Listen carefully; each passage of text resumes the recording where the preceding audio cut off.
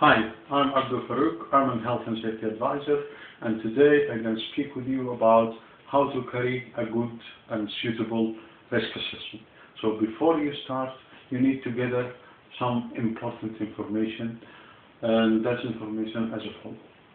First, you write the assessor name, the person who's going to carry the risk assessment. Second, you write the date and the time, and then you write the location, and you write the weather condition. Is it raining? Is it windy? Is it cloudy? You write all of that. And then the job type, so what you are trying to assess the risk for. For example, is it excavation work, or working at height, or cleaning window, or any type of job what you want to assess the risk before you do.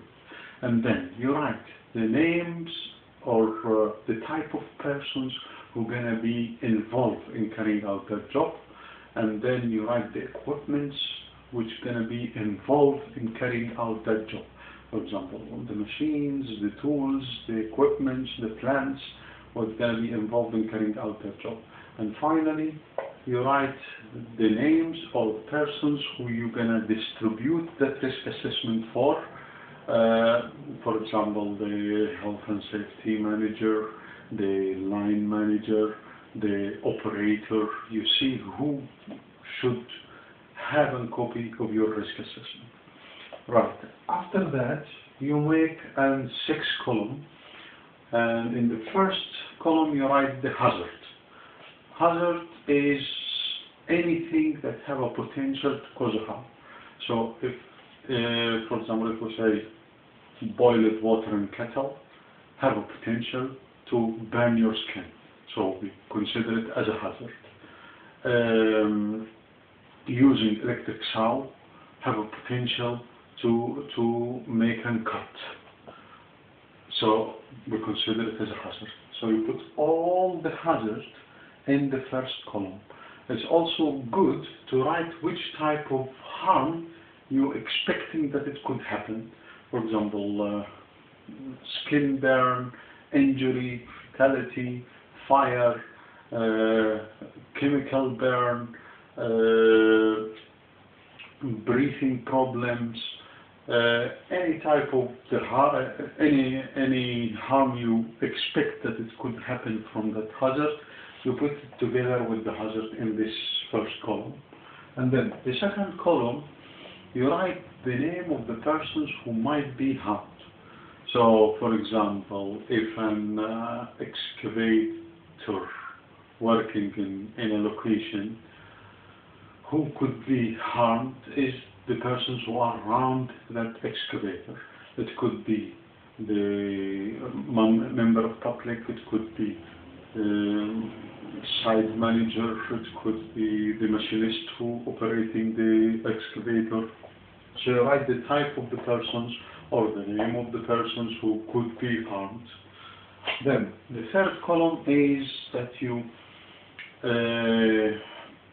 write down there the level of the risk.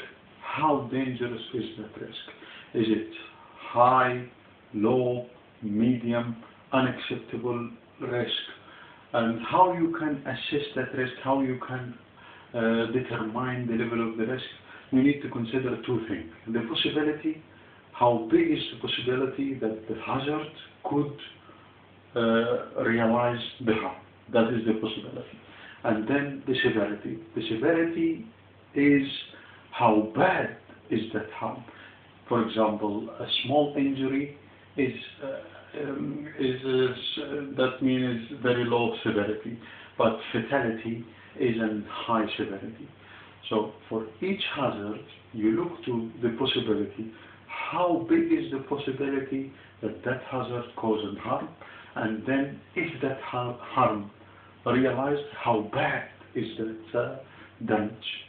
That is the severity. So the combination from possibility and severity is the risk. And then you determine the level of risk. You can use high, medium and low, or you can use a number. For example, from 1 till 5 is low risk, from 5 till 10 is medium low, and then from 10 to 15 is medium, and so on. Try to use a scale what other organization in your industry use, or a scale what is your organization use.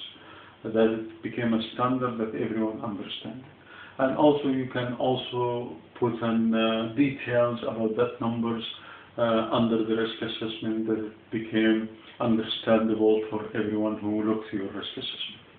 Right, and then we have the fourth column. Fourth column is the action or the control measure. What you're going to do about that risk? Principally, you try two things. First, you try to eliminate that risk.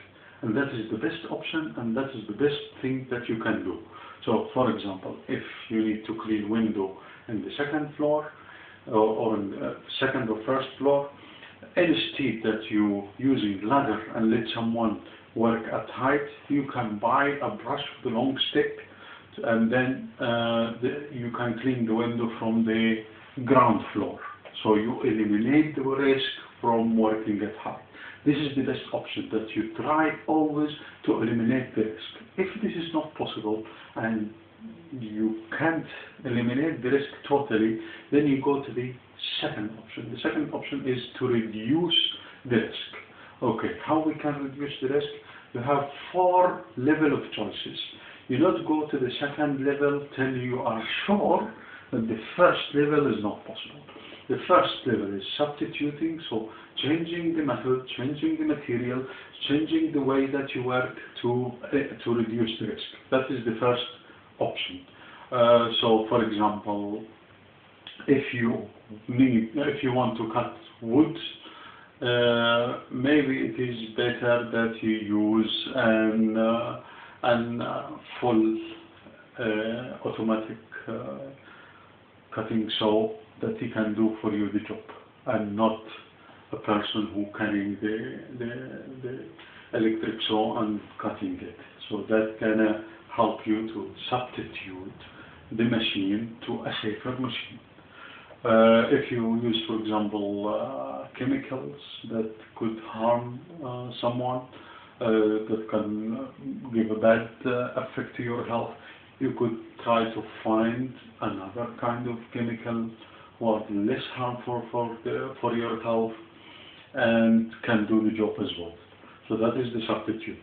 If this is not possible, you go to the second option, which is mechanical control. So maybe you can put a guard, you can put an electronic devices that it help to make the thing safer.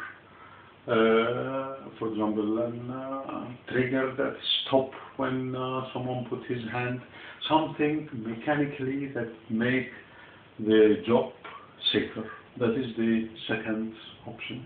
The third option is administration control, or the third level, sorry, is the administration control. What is administration control? You put rules that people should follow when they do that job to make it safer.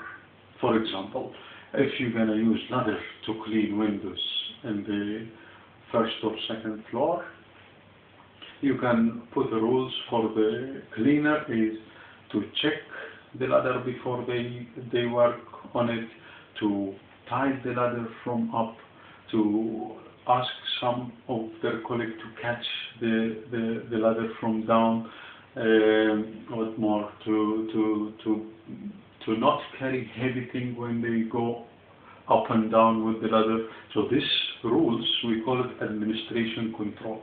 You put rules to make the job safer. And then finally is PPE, personal protective equipment. You provide an PPE for the people who are going to carry the job to make it safer.